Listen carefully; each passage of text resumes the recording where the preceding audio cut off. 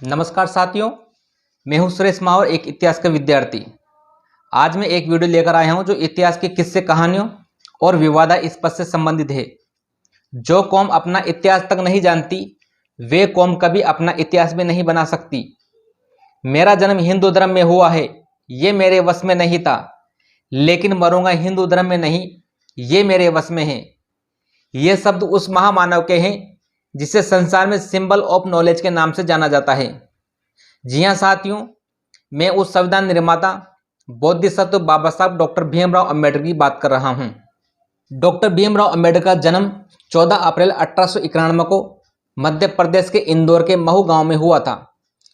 सरकार द्वारा वर्तमान में महू का नाम बदलकर अंबेडकर नगर कर दिया गया है। इनके पिता का नाम रामजी सकपाल था, वो माँ का नाम भीमाबाई सकपाल था। अंबेडकर के पिता ब्रिटिश सेना में सूबेदार के पद पर कार्य करते थे। माता पिता की 14वीं संतान थी। इनका पूरा परिवार संत कबीर परंपरा, कबीर पंथ के अनुयायी थे। जब प्राथमिक शिक्षा में इनका दाखिला करवाया गया तो इनको प्रवेश नहीं दिया गया। जब इनके पिता को यह बात मालूम पड़ी तो सेना के अधिकारियों को इस बात से अवगत कराया गया। अधिकारियों के कहने पर विद्यालय में इनका प्रवेश तो हो गया, लेकिन महार जाति छुआछूत क्या होती है इसका अनुभव इन्होंने होने लगा, क्योंकि उस कक्षा में पढ़ने वाले छात्र सवर्ण जाति के थे और ये ठहरे दलित समाज के। इस आधार पर इनके साथ छुआछूत होने लगी। पढ़ाई में होनहार, प्रतिभाशाली होने के बावजूद भी इन्हें अध्यापकों के द्वारा कक्षा में बैठने नहीं दिया जाता था। लेकिन फिर भी इन्होंने हार नहीं मानी और चिलचिलाती धूप, सर्दी, गर्मी, बरसात, खुले आसमान के नीचे बैठकर इन्होंने अपनी पढ़ाई जारी रखी। स्कूल में जब इनको प्यास लगती तो अध्यापकों, सवर्ण समाज के बच्चों द्वारा इनको पानी नहीं पीने दिया जाता था। इसके बाद भी भूखे प्यासे निरंतर अपनी प्राथमिक शिक्षा ग्रहण करते रहे। दुर्भाग्य से प्राथमिक शिक्षा के दौरान ही इनकी मां का देहांत हो गया। 1907 में 10वीं कक्षा को पास करने के बाद इनकी शादी कर दी गई। कहा जाता है कि उस समय के दलित समाज में वह एकमात्र युवा थे जिसने 10वीं कक्षा तक पढ़ाई की हो, लेकिन अस्पृश्यता का अभिशाप उन पर लगा रहा। बाद में इन्होंने एल्फिंस्टन कॉलेज बम्बई से 1912 में बीए की डिग्री हासिल की।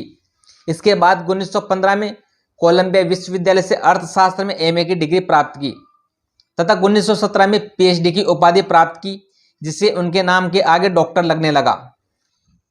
इनकी पीएचडी के शोध का विषय था national development for India and analytical study, जिस पर इन्होंने अपना शोध कार्य पूर्ण किया। अपनी पढ़ाई को जारी रखने के लिए इन्होंने लंदन स्कूल ऑफ इकोनॉमिक्स में एडमिशन लिया, लेकिन आर्थिक समस्या व साधन के अभाव के कारण अपनी शिक्षा पूर्ण नहीं कर पाए। अंबेडकर के पास 32 डिग्रियां थी। वह 9 भाषाओं को समझ रखने के साथ ही लिखाई पढ़ाई भी जानते थे। अर्थशास्त्र विषय में इनकी गहन रुचि हुआ करती थी। इसी के साथ साथ समाजशास्त्र, इतिहास, दर्शन शास्त्र, मानव विज्ञान, इनके स्नातकोत्तर डिग्रियां प्राप्त थी। प्रथम विश्व युद्ध होने के कारण इनको भारत वापस आना पड़ा। इसके बाद वे बड़ौदा राज्य में सचिव के पद पर कार्य करने लगे। बड़ौदा के इसी दरबार के कार्य के दौरान डॉक्टर अंबेडकर जातिगत भेदभाव का सामना करना पड़ा। जब डॉक्टर अंबेडकर किसी भी फाइलों को अपने हाथों से छू लेते थे, तब सवर्ण समाज के कर्मचारियों के द्वारा इन फाइलों को गंगाजल से शुद्ध किया करते थे। तभी से इन्होंने सोचना शुरू किया कि जब मुझ जैसे पढ़े लिखे व्यक्ति के साथ उच्च हिंदुओं के द्वारा अमानवीय व जातिगत भेदभाव किया जाता है, तो मेरे समाज के साथ कितना जुल्म इन लोगों के साथ किया जाता होगा। तभी से इन्होंने कुछ ही दिनों में बड़ौदा दरबार की नौकरी छोड़ अपने समाज को सामाजिक न्याय व अधिकार दिलाने की बात मन मस्तिष्क में ठान कर प्रण ले लिया। जब 1927-28 में भारत में उत्तरदायी शासन की दिशा में साइमन कमीशन भारत आया, तो कांग्रेस व सवर्ण हिंदुओं के द्वारा साइमन कमीशन वापस जाओ, साइमन कमीशन गो बैक के नारे लगाए गए। जबकि इसके विपरीत डॉक्टर अंबेडकर ने सर साइमन से मुलाकात कर सैकड़ों पन्नों का प्रतिवेदन प्रस्तुत किया और कहा कि दलित अछूत समाज की सामाजिक स्थिति से अवगत कराया। कमीशन के सामने जब एक तालाब में दलित समाज के एक व्यक्ति से डॉक्टर अंबेडकर ने पानी पीने को कहा तो बड़ी मुश्किल से घबराते हुए दलित समाज का व्यक्ति पानी पीने को तैयार हुआ, लेकिन सवर्ण समाज के हिंदुओं द्वारा तालाब में दलित व्यक्ति के पानी पीने का घोर विरोध किया गया। जब डॉक्टर अंबेडकर द्वारा एक प्यासे कुत्ते को रस्सी से छोड़ा गया तो कुत्ता तालाब की ओर भागकर तालाब में डुबकी लगाकर पानी पीकर वापस आ गया। ये सारी बातें साइमन कमीशन को समझाते हुए डॉक्टर अंबेडकर ने कहा कि तालाब में कुत्ते जानवर पानी पी सकते हैं, मलमूत्र कर सकते हैं, लेकिन दलित समाज का एक व्यक्ति या आम इंसान इन सवर्ण समाज के नियम कायदों के अनुसार सार्वजनिक जगह से पानी नहीं पी सकते। डॉक्टर अंबेडकर बार बार ब्रिटिश सरकार से दलित समाज को सामाजिक न्याय दिलाने की मांग करते रहे। एक बार तो उन्होंने लंदन जाकर भी अंग्रेजी हुकूमत को दलित समाज की स्थिति से अवगत कराया। भारत में संवैधानिक सुधार व उत्तरदायी शासन की दिशा में लंदन में ब्रिटिश सरकार द्वारा 3 बार गोलमेज सम्मेलन का आयोजन किया गया, जिसमें भारत से तीनों ही बार गोलमेज सम्मेलन में भाग लेने वाले डॉक्टर अंबेडकर व तेज बहादुर सप्रू थे। इन्होंने तीनों ही गोलमेज सम्मेलन में अपनी उपस्थिति दर्ज करवाई। प्रथम व द्वितीय गोलमेज सम्मेलन में अपने ओजस्वी विचारों से पूरे तर्क व तथ्य के आधार पर दलित समाज की पैरवी करते हुए दलितों की सामाजिक स्थिति से अवगत कराकर दलित वर्ग के लिए कृत संकल्पित रहे। कांग्रेस इन गोलमेज सम्मेलनों में पूरी ताकत से विरोध करती रही, लेकिन डॉक्टर अंबेडकर इस अवसर का पूरा लाभ उठाकर विश्व पटल पर अपनी समस्या से सभी को अवगत कराना चाहते थे। अस्पृश्यता, समान अधिकार, केंद्रीय व प्रांतीय विधानसभाओं में प्रतिनिधित्व, वयस्क मताधिकार, प्रत्यक्ष निर्वाचन क्षेत्र, आरक्षित सीटें, ब्रिटिश सेवाओं में पर्याप्त स्थान जैसी मांगों का उद्देश्य स्पष्ट करते हुए डॉक्टर अंबेडकर ने गोलमेज सम्मेलन में जोरदार भाषण दिया।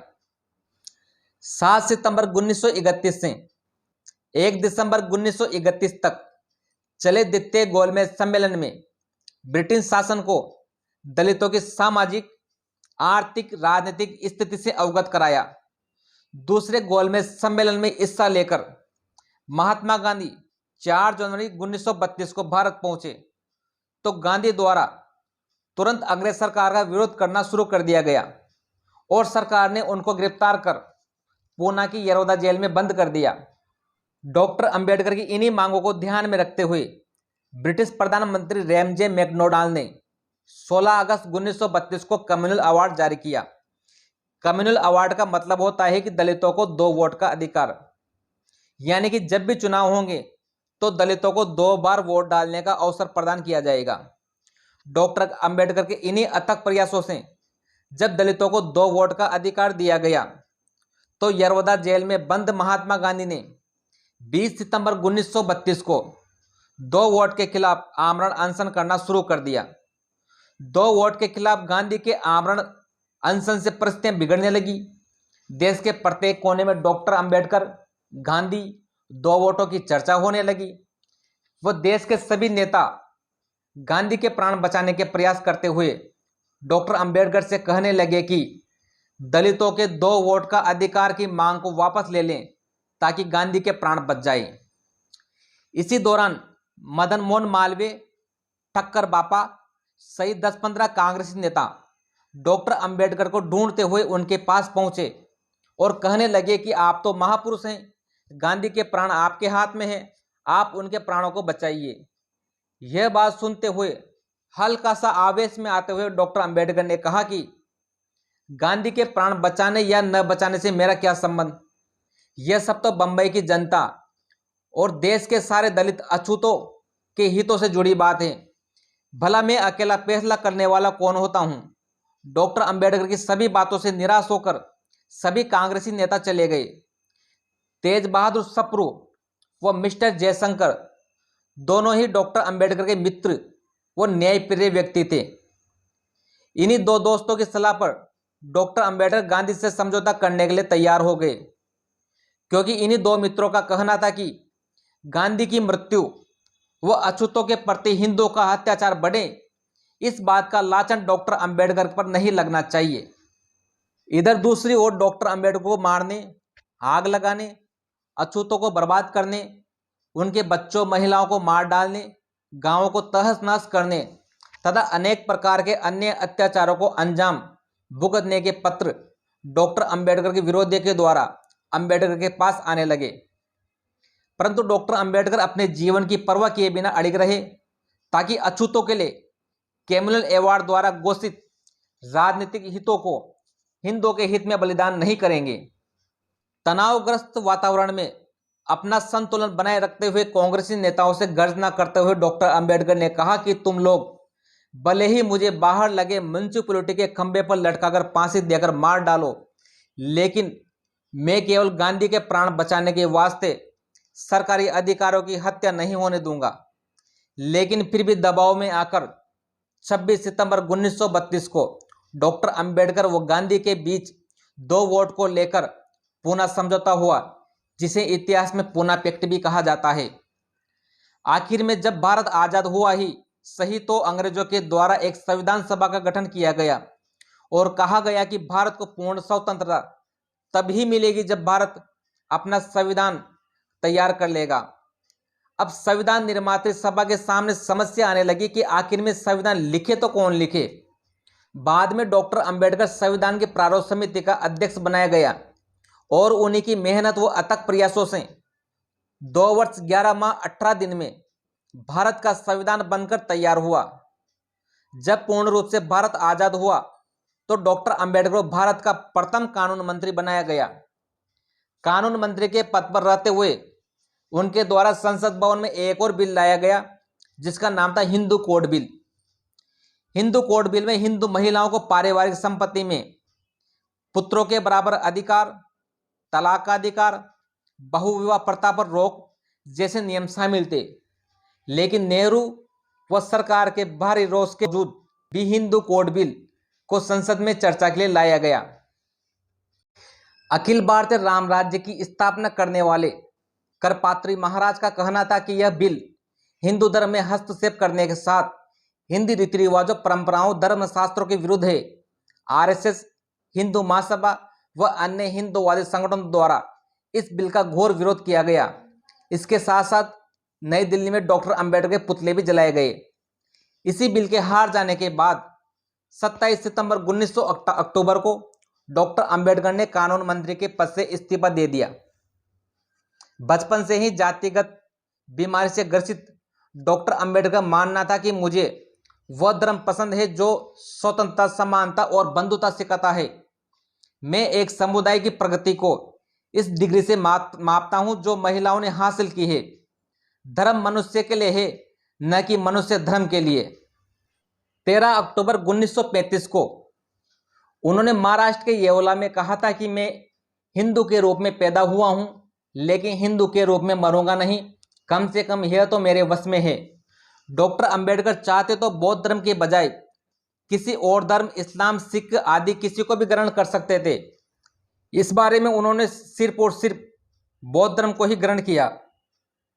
14 अक्टूबर 1956 को नागपुर में 3,65,000 समर्थकों के साथ हिंदू धर्म को त्याग कर बौद्ध धर्म को अपना लिया और यहीं से इन्हें बोधिसत्व कहा जाने लगा। भारत के करोड़ों दलितों, शोषितों, कमजोर वर्गों के नेता डॉक्टर अंबेडकर के लिए 6 दिसंबर 1956 का एक काला सवेरा लेकर आया, जब उन्होंने सुबह सोते हुए अंतिम सांस ली और उनका देहांत हो गया। तूफान की तरह यह खबर पूरे देश में फैल गई और यह खबर सुनते ही उनके आवास पर नेहरू सहित देश के कई नेताओं का जमावड़ा लग गया। उनके शव को हवाई जहाज से बंबई लाया गया। जब उनके शव को बंबई लाया गया तो उनके अंतिम दर्शन करने के लिए लाखों लोगों की भीड़ जमा हो गई। 7 दिसंबर 1956 को जब बंबई में उनकी शव यात्रा निकाली गई तो उनके साथ लाखों लोग मौजूद थे। उनके निधन की सूचना दलितों के लिए किसी सदमे से कम नहीं थी, जैसे उन्होंने किसी अपने परिजनों को खो दिया हो। दलितों के आंसू थमने का नाम नहीं ले रहे थे। आपको हमारा वीडियो कैसा लगा? आप सभी साथी कमेंट बॉक्स में अपनी राय जरूर दें। वो चैनल को लाइक, शेयर व सब्सक्राइब जरूर करें। अगली बार फिर मिलेंगे इतिहास के किस्से कहानियों के एक और वीडियो पर। धन्यवाद।